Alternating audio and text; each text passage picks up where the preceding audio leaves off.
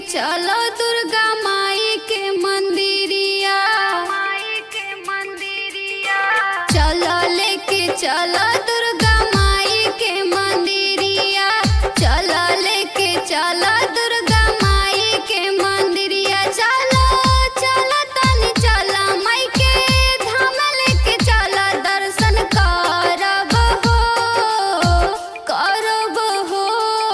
चला धानी चला दुर्गा माई के डगरिया, चला धानी चला दुर्गा माई के डगरिया। जब भी जाई माँ के घर होई जाई बेड़ा पार, दुख दूर हो जाए।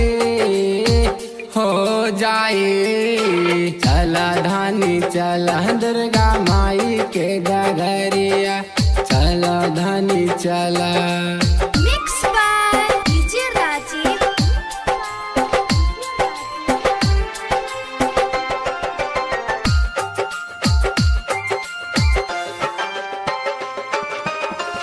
जीवन के हर राह में अब तो मिले है न केहू के संग हो।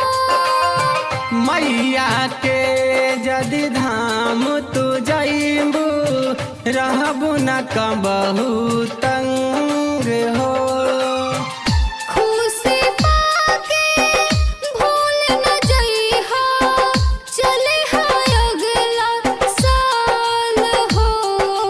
माई के चरण जे भी जाई सुना धनिया, माई के चरण जे भी जाई सुना धनिया। चलो चलो तनी चलो माई के धाम लेके चलो दर्शन करब हो।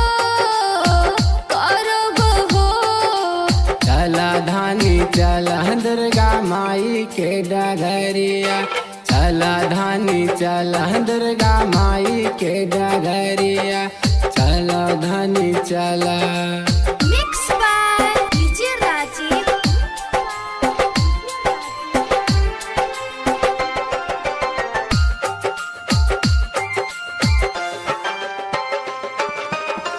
कितना